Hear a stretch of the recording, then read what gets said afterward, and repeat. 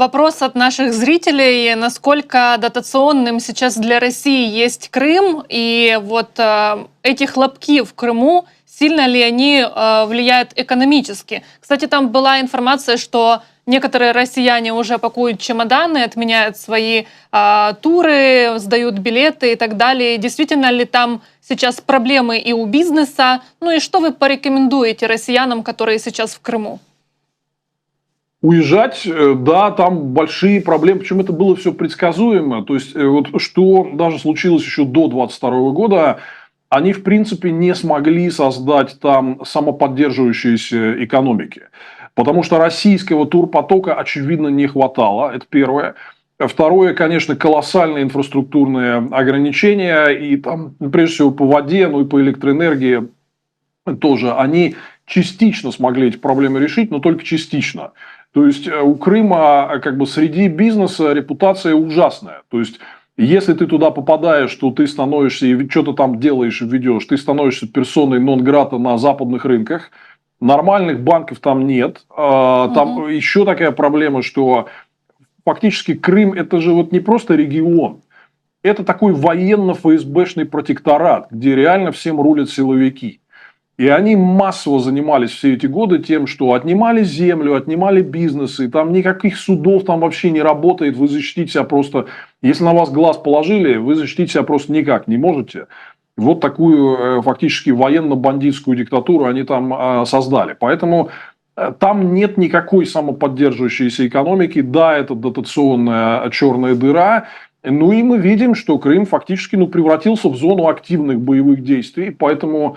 никакого бизнеса, все будут бежать оттуда. И, это мы видим даже происходит вот на территории российских регионов, прилегающих к зоне войны. В той же Белгородской области массовое бегство бизнеса, бегство людей оттуда. И надо было понимать, я не знаю, честно говоря, вот мы с коллегами по оппозиции, даже вот еще до полномасштабного вторжения в Украину, все эти годы после аннексии, мы говорили: ребят, это бесперспективно, вы в итоге все потеряете, и какие-то там попытки работать в Крыму, но это не имеет просто ни малейших шансов на успех. Не слушали, послушали российскую пропаганду, имеют то, что имеют теперь. Я думаю, что Крым массово сейчас будут покидать, и репутационно он закончен вот под российским контролем, как территория, где может функционировать какой-то рынок, там какая-то экономика. Мало того, местные власти не могут защитить граждан и отдыхающих, там и не работают сигналы воздушной тревоги, нет бетонных укрытий. Действительно, сейчас оккупанты ожидаемо обвинили в последнем ударе Украину и Соединенные Штаты Америки, но как-то забыв, что они сами превратили Крым в военный объект, и действительно в законную военную цель для сил обороны Украины. Но делают они акцент именно на Соединенных Штатах, что вот они дают оружие, они наводят цели и так далее. А почему, как вы думаете? Во-первых, они от этого бесятся. То есть, у них основная стратегия была в том, что Украина не сможет добивать до целей в Крыму, потому что оружия такого дальнобойного нет. А вот теперь с американским оружием, что им делать, не очень понятно. То есть, у них нет стратегии удержания Крыма, грубо говоря, при таких военных возможностях у Украины. Поэтому они, первый момент, они просто психуют. Поэтому они, конечно, высказывают там, в том числе и Соединенным Штатам, все, что они на эту тему думают. Второе, что действительно, это правда, можно просто карту составить, и даже много кто-то делал, таких, где там расположены военные объекты, то есть они фактически все гражданское население в Крыму сделали заложником этой такой полностью военизированной, фактически Крым это не что иное, как военная база. Там говорить о его гражданском каком-то предназначении под российской оккупацией сложно. Поэтому понятное дело, что все это туда будет прилетать. И я, конечно, очень удивлен людьми, которые туда приезжали и там думали, что ничего этого не будет происходить. Это то, что все происходит, это максимально было предсказуемо. Поэтому у них даже нет задачи. Вы говорите, укрытий там. Да это видно и по российским регионам, которые прилегают к территории Украины, тут же Белгород, Курск, Брянск и прочее. Их не волнует население. Просто вообще не волнует. Они, даже белгородский губернатор Гладков, он говорит, что надо наказывать людей и штрафовать тех, кто вот там всегда жил на Белгородчине, но отказывается сейчас по приказу эвакуироваться. Да? То есть люди типа сами виноваты, что они там живут. Поэтому им на население абсолютно плевать. Они, конечно, будут это все использовать только вот в этой внутренней и международной риторике, что, видите, тут что-то прилетело по гражданским. Ну так гражданские должны отдавать себе отчет, что если они живут фактически в военном лагере, в стране, которая ведет агрессивную войну, ну, будет прилетать. Поэтому здесь там других вариантов нет, и нечего слушать все это их международное вытье. Ну и тем более они на чужой территории. Друзья, у нас появился новый соведущий, Люцик, поэтому он точно заслуживает ваших лайков и комментариев. Пишите их в чате нашем, в прямой трансляции в Ютубе. Но, кстати, пропагандисты этот ракетный удар называют терактом, забывая уточнить, что возле этого пляжа находился военный аэродром Бельбек, и если бы они не сбивали ракеты, то они бы именно туда прилетели. Но также терактом они называют и то, что произошло в Дагестане. Но как-то очень мало внимания приділяют этому и в своих эфирах, и чиновники, и журналисты. И как и после теракта в Крокус-Сити-Холле, они не упоминают радикальных исламистов и ИГИЛ. А почему? Потому что это для них страшная угроза. Они очень хотят избежать паники на эту тему, потому что россияне начинают догадываться, откуда исходит вот настоящая террористическая угроза. И пока все действия российских спецслужб сосредоточены на Украине и на том, чтобы бороться с инакомыслием в России, вы видите, что исламистское подполье просто разгулялось, вольготно себя чувствует и даже проникает вот в там, правящие круги в Дагестане. Мы видим, что вот участники этих терактов – это люди, которые связаны вот со всякими этими там, властными там, структурами и сетями влияния. Поэтому они пропустили эту страшную исламистскую угрозу, никак ей не занимались, они не хотят ей заниматься. Путин, я имею в виду ФСБ и все эти их приспешники, потому что им для этого придется отвлекать ограниченные ресурсы с Украины, с борьбы с инакомыслием в России. Там, да. Они не хотят отвлекаться, поэтому они предпочитают просто типа замять это дело. То есть они, видимо, прекрасно отдают себе отчет, что реально бороться с вот этим разросшимся исламистским подпольем сложно. И, соответственно, ресурсы на это тратить они не хотят. Поэтому они типа делают вид, что ничего там не произошло. Кстати, очень интересный момент, что, помните, вот после теракта в Крокусе там Путин выступил и ФСБшники с вот этим якобы украинским следом. Но прошло уже много месяцев, и никакой конкретики, кроме болтовни, они на эту тему не предъявили. Мы стараемся вот в своем вещании обращать внимание российского общества вот на этот момент, да, что все, что они говорят о якобы там причастности Украины, это просто ни на чем не основанный вымысел, поэтому они все врут, и верить им в этом смысле нельзя.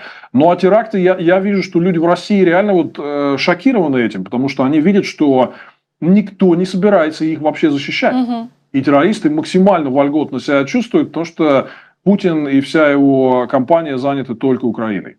Тем более сейчас безопасности нет и в других регионах России, да, когда возвращаются с войны зэки, так называемые герои СВО, которые убивают, насилуют и так далее.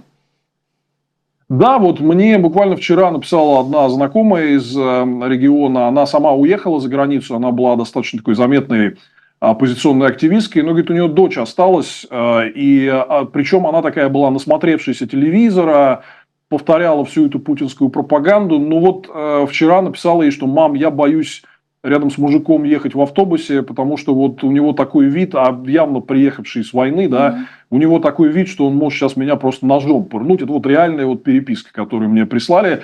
Да, эта атмосфера начинает действительно людей пугать.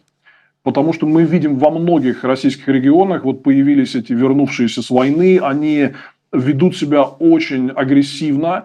А пропаганда им дает еще такую подачу вседозволенности. Типа, что поскольку вы, как это у нас называется, герои, да, значит, вам типа можно все.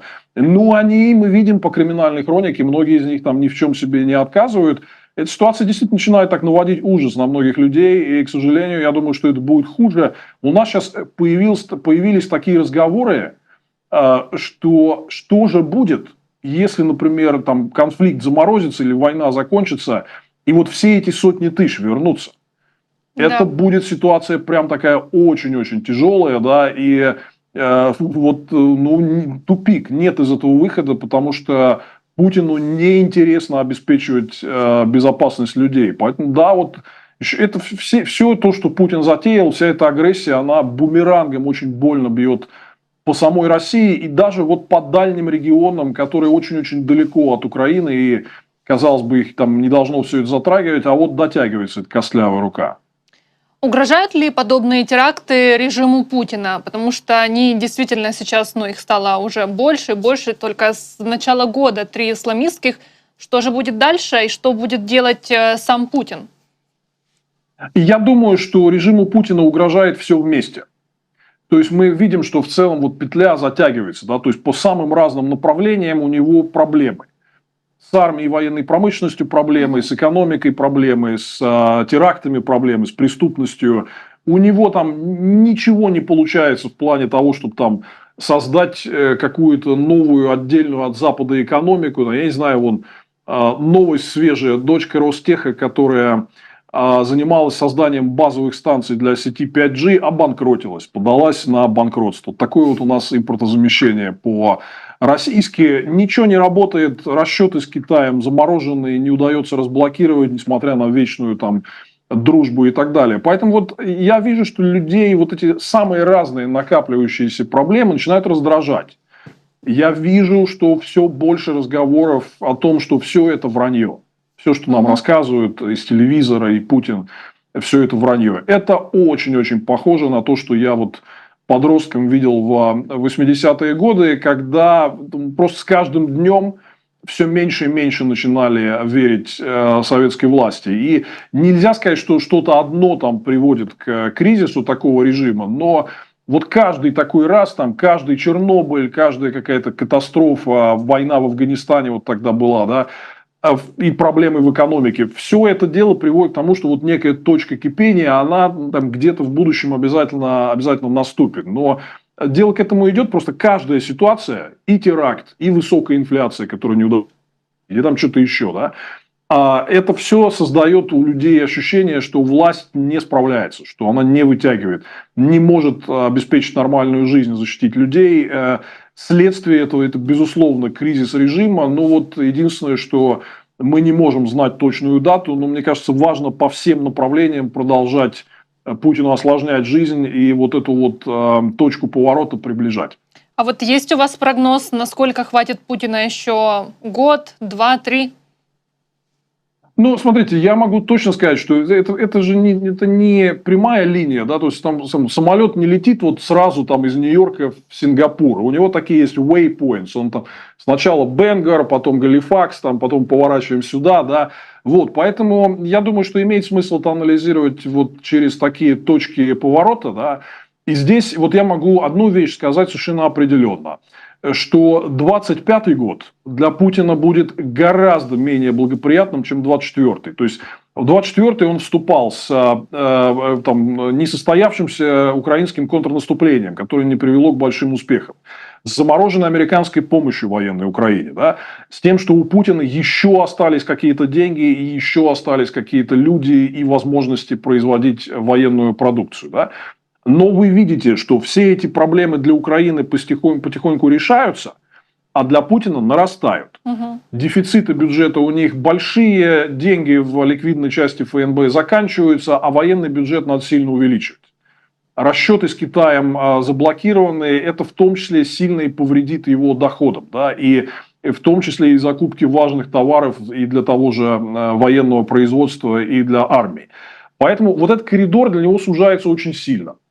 А Украина, например, скоро получит военную авиацию, да, и прочее. Поэтому здесь вот в 25-й год он будет входить с гораздо более серьезными проблемами, чем вот буквально было несколько месяцев назад. И поэтому он начал болтать про мирные переговоры, потому что он приближение вот этой вот точки финиша промежуточного чувствует, что он дальше так уже с такой интенсивностью продолжать войну не сможет. Тут еще вот такой момент, что мы увидели в последние месяцы, что, как я здесь и вам тоже много раз говорил, они не могут наступать.